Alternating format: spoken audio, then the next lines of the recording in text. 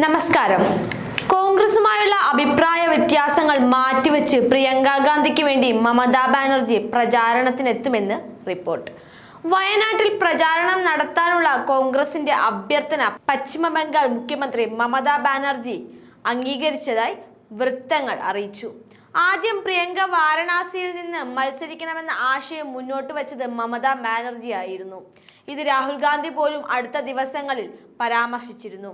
കൊൽക്കത്തയിലെ സംസ്ഥാന സെക്രട്ടേറിയറ്റിൽ മുതിർന്ന കോൺഗ്രസ് നേതാവ് പി ചിദംബരം മമതാ ബാനർജിയുമായി കൂടിക്കാഴ്ച നടത്തിയതിന് പിന്നാലെയാണ് സംഭവ വികാസം.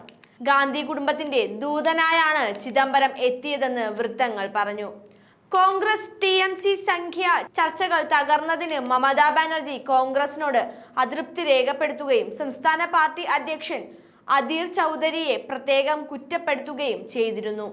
24 ലോക്സഭാ സീറ്റുകളിൽ 29 സീറ്റുകൾ നേടിയാണ് ബംഗാളിൽ TMC വൻ വിജയം നേടിയത്. പാർട്ടിയുടെ രണ്ടാമത്തെ കമാൻഡായ അഭിഷേക് ബാനർജി ഇന്ത്യ മുന്നണിയിലെ ഘടക കക്ഷികളെ വിവിധ വിഷയങ്ങളിൽ ഒരുമിച്ച് കൊണ്ടുവരാനായുള്ള നീക്കത്തിലാണിപ്പോൾ.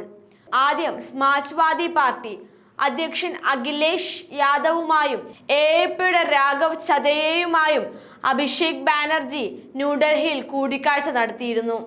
തുടർന്ന് മുംബൈയിലെത്തി ഉദ്ധവ് താക്കറെയെയും കണ്ടു. ഈ ആഴ്ച ആദ്യം MP-മാരായ കല്യാൺ ബാനർജി, സാഗരിക ഘോഷ്, സാകേത് ഗോഖലെ എന്നിവരടങ്ങുന്ന TMC പ്രതിനിധി സംഘം മുംബൈയിൽ NCP നേതാവ് ശരത് പവാറിനെ കാണുകയും എക്സിറ്റ് പോൾ ദിവസം നടന്ന സ്റ്റോക്ക് മാർക്കറ്റ് കൃത്രിമത്വത്തെ കുറിച്ച് CBI അന്വേഷണം ആവശ്യപ്പെട്ട് നടത്തിയ സംയുക്ത പ്രകടനത്തിൽ പങ്കെടുക്കുകയും ചെയ്തു. അന്ന് കോൺഗ്രസ് സമരത്തിൽ പങ്കെടുത്തില്ല. 29 MP-മാരുള്ള മൂന്നാമത്തെ വലിയ പ്രതിപക്ഷ പാർട്ടിയായ തൃണമൂൽ കോൺഗ്രസിനെ സമാധാനിപ്പിക്കാനുള്ള ശ്രമത്തിൽ ഇത്തരം നീക്കങ്ങളെ ഭയന്ന് മമതാ ബാനർജിയുമായി നേരിട്ട് ചർച്ച നടത്തി അഭിപ്രായ വ്യത്യാസങ്ങൾ പരിഹരിക്കാനായാണ് കോൺഗ്രസ് നേതാക്കൾ ചിദംബരത്തെ അയച്ചത്.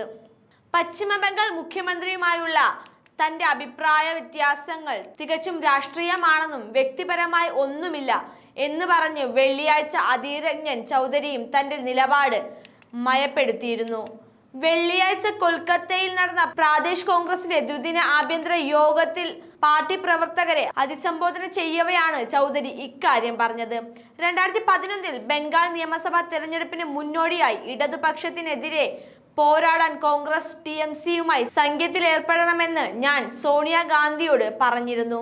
ബംഗാളിലെ ഏറ്റവും വിശ്വസനീയമായ മുഖമാണ് മമതാ ബാനർജി എന്നും ഞങ്ങൾക്കൊപ്പം നിൽക്കണമെന്നും ഞാൻ സോണിയ ഗാന്ധിയോട് പറഞ്ഞിരുന്നു.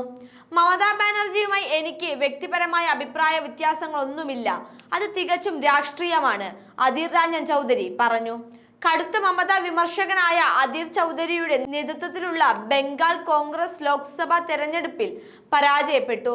യൂസഫ് പത്താനെ പോലൊരു രാഷ്ട്രീയ പച്ചക്കൊമ്പനോട് തോറ്റ ബഹരംപൂർ സീറ്റ് ഉറപ്പിക്കാൻ പോലും 5 തവണ MP-മാരായ അദ്ദേഹത്തെ CPMുമായുള്ള സഖ്യം സഹായിച്ചില്ല.